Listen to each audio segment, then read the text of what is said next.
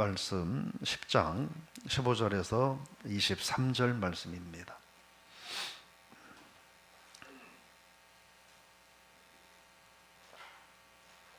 잠언 10장 15절에서 23절 말씀 같이 읽겠습니다. 부자의 재물은 그의 견고한 성이요 가난한 자의 궁핍은 그의 멸망이니라. 의인의 수고는 생명에 이르고 악인의 소득은 죄에 이르느니라. 훈계를 지키는 자는 생명길로 행하여도 징계를 버리는 자는 그릇 가느니라. 미움을 감추는 자는 거짓된 입술을 가진 자요 중상하는 자는 미련한 자이니라. 말이 많으면 허물을 면하기 어려우나 그 입술을 제어하는 자는 지혜가 있느니라. 의인의 혀는 순은과 같거니와 악인의 마음은 가치가 적으니라. 의인의 입술은 여러 사람을 교육하나 미련한 자는 지식이 없어 죽느니라. 여호와께서 주시는 복은 사람을 부하게 하고 근심을 겸하여 주지 아니하시느니라. 미련한 자는 행악으로 낙을 삼는 것 같이 명철한 자는 지혜로 낙을 삼느니라. 아멘. 할렐루야. 오늘 본문 말씀 가지고 같은 인생 다른 결과 이런 제목으로 말씀을 나눠보고자 합니다. 오늘 15절에 보면 부자의 재물은 견고한 성이고 가난한 자의 궁핍은 멸망이다 이렇게 말합니다. 이게 뭐 부자는 잘한 거고 뭐 가난한 자는 잘못된 거다 그런 의미로 봐서는 안 되고, 재물이라고 하는 것이 때로는 삶의 뭐라고 그럴까요? 활력과 자신감을 주는 근거도 될 수 있다 이런 이야기를 하는 겁니다. 그렇기 때문에 궁극적인 이야기는 재물은 어떻게 모아야 되느냐 하는 거예요. 정직함으로 그리고 근면함으로 성실함으로 모아야 되는 거다 그런 말씀을 하는 겁니다. 그러면서 16절에 의인의 수고는 생명에 이르고 악인의 소득은 죄에 이른다. 의인의 수고는 뭘 말하냐면 앞에 있는 것과 같은 맥락인데 그런 얘기입니다. 정당한 방법으로 모은 것들, 정당한 방법으로 얻은 것들 그 결과를 말합니다. 그럼 악인의 소득은 뭐냐? 반대죠. 불의한 방법으로 얻은 불의한 것들, 불의한 재물 이런 것들을 말합니다. 그런 불의한 것들로 얻은 소득은 죄에 이른다. 죄에 이른다라고 하는 건 뭐냐면 그거는 그 불의한 삶을 산 결과물이 뭐냐 하는 거예요. 그거는 바로 심판이다 하는 거죠. 결국은 하나님 앞에서 정직함으로 그리고 의로움으로 공평함으로 살아가는 것이 하나님이 기뻐하는 일이다 이런 말씀인 거죠. 17절은 훈계를 지키는 자는 생명길로 행하지만 징계를 버리는 자는 그릇 간다 이렇게 말합니다. 그릇 간다라고 하는 말의 의미는 길을 잃어버린다 그런 뜻입니다. 길을 잃어버린다. 그러니까 말씀을 지키고 살아가는 자는 생명의 길을 걸어가지만 그러나 말씀을 버리고 살아가는 자는 생명의 길을 찾을 수 없다. 그래서 방황하고 길을 잃어버릴 수 없고 결과는 심판밖에 없다 이런 말씀을 하는 거죠. 그래서 하나님의 말씀을 소홀히 여기는 삶, 하나님의 말씀을 거역하는 삶은 결국 징계가 있고 심판이 있다라는 말은 생명이 없다 하는 말씀을 하는 겁니다. 그러면서 18절 말씀입니다. 같이 읽어볼까요? 미움을 감추는 자는 거짓된 입술을 가진 자요 중상하는 자는 미련한 자이니라. 미움을 감춘다는 말은 그런 이야기예요. 속으로는 미워하고 복수를 계획하고 있으면서 겉으로는 안 그런 척하는 그런 삶을 말합니다. 그런 삶을 말하고 중상하는 자는 뭐를 의미하냐면 이리저리 돌아다니면서 모함하고 남을 헐뜯는 말을 하는 사람들, 그게 중상하는 자라는 거예요. 그들은 미련한 자라는 거예요. 그리고 거짓된 입술을 갖고 있다라고 하는 거예요. 결국은 자기 자신에게도 그렇고 남에게도 그렇고 해를 끼치는 삶, 어리석고 미련한 삶이다 하면서 19절에서 말이 많으면 허물을 면하기 어려우나 입술을 제어하는 자는 지혜가 있다, 이렇게 말합니다. 이것은 어제 말씀과 같이 신중한 언어 생활을 말합니다. 그러니까 신중한 언어 생활이라는 게 무조건 말을 안 하는 게 신중한 언어 생활이 아닌 거죠. 그럼 뭐냐? 불필요한 말을 안 하는 거예요. 불필요한 말을 안 하는.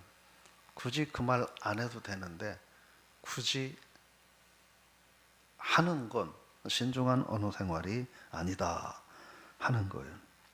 그래서 불필요한 말을 조심하면, 불필요한 말을 안 하니까 그 사람의 언어 생활은 신중하다는 인정을 받게 되고, 또 반대로 오해와 비방을 받지 않게 되고, 그래서 신뢰받고 인정받는 삶을 살 수 있다 하는 겁니다. 그러면서 20절 말씀은 이렇게 말합니다. 읽어볼까요? 의인의 혀는 수능과 같거니와 악인의 마음은 가치가 적으니라. 언어 생활을 통해서 드러나는 이 극히 다른 모습들을 말을 해주고 있습니다. 의인과 악인의 언어 생활의 차이를 말을 하고 있습니다. 가치가 적다라고 하는 것은 정말 보잘것없다, 그냥 아무데도 쓸모가 없다, 그런 말입니다. 네. 뭐가요? 악인의 마음은 그렇다는 거예요. 오늘 저 여러분들이 우리가 의인의 혀를 가져서 수능과 같이 귀한 그리고 가치가 있는 하루의 삶을 살 수 있기를 부탁을 드리며 축복합니다. 그러면서 21절은 뭐라고 말하냐면, 의인의 입술은 여러 사람을 교육하나 미련한 자는 지식이 없어 죽는다 라고 말합니다. 그러니까 의인의 말은 결국 지혜를 말한다는 거예요. 하나님이 주시는 말씀, 하나님이 주시는 지혜를 말하므로 그 말을 통해서 사람들을 바른 길로 가게 하고 선한 길로 가게 하고, 그렇게 인도함으로 사람들을 생명의 길로 인도하지만, 그런 얘기예요. 미련한 자는 그 생명의 말이 아니기 때문에, 또 지혜의 말이 아니기 때문에 죽는다, 그렇게 말합니다. 이 얘기는 자기 자신은 물론이거니와 타인까지도 멸망에 이르게 한다, 그런 말을 하는 거죠. 그래서 22절 말씀 한번 같이 읽어볼까요?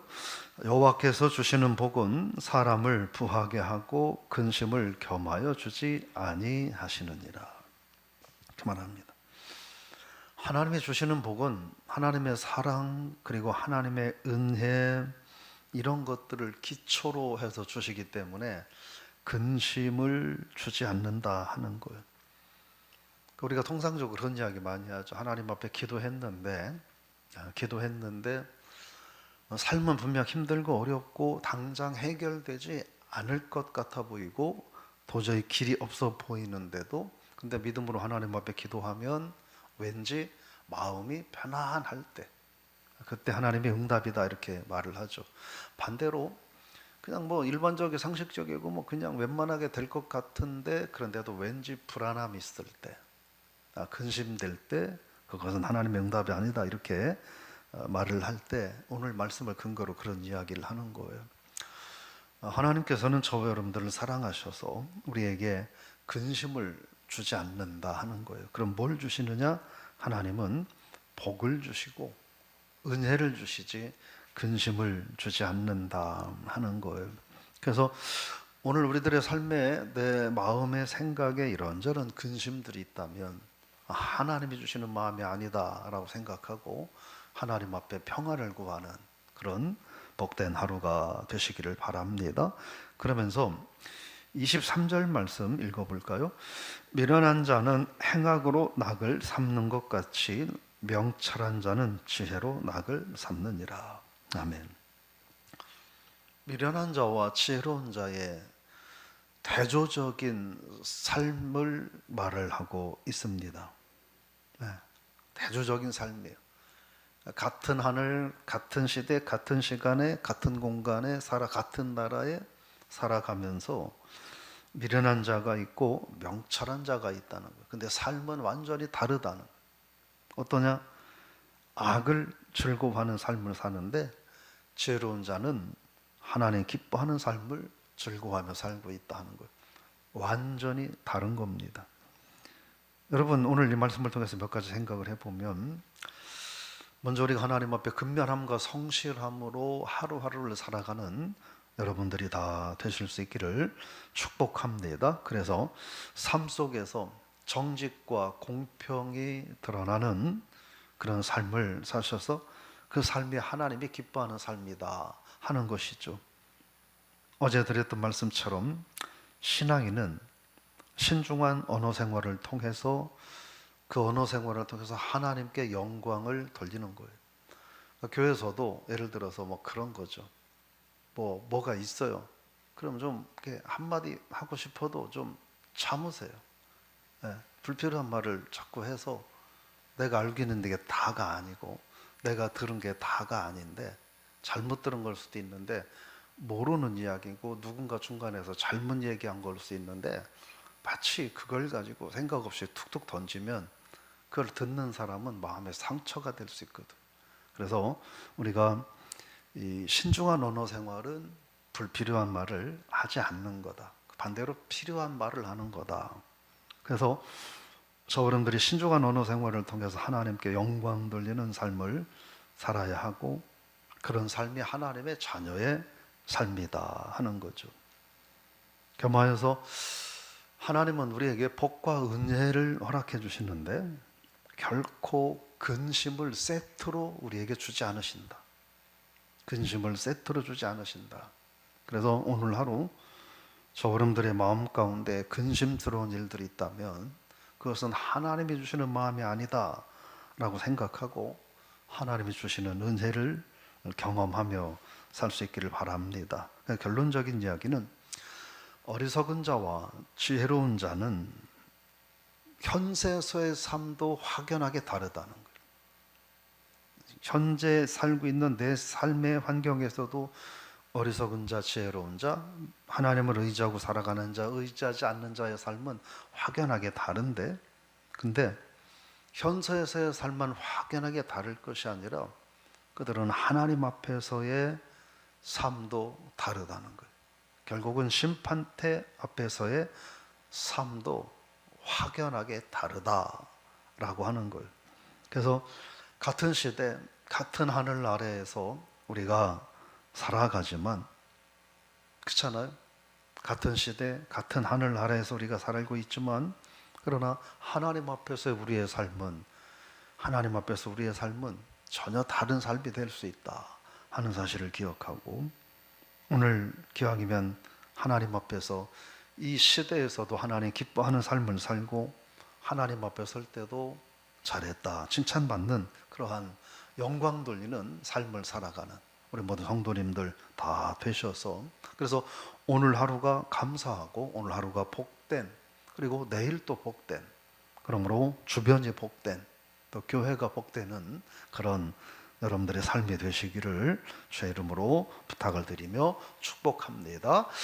하나님 아버지, 오늘 여러 가지 말씀을 통하여 우리가 주어진 세상을 어떻게 살아가야 할까 되돌아봅니다. 근면과 성실함으로 정직하게 살아가는 우리가 되게 하시고, 우리들의 정직과 공평이 하나님께 영광되게 하시며, 하루하루 순간순간 살아가며 신중한 언어 생활을 통하여 신앙인의 본을 보이고 믿음의 삶을 살아가게 하여 주옵소서.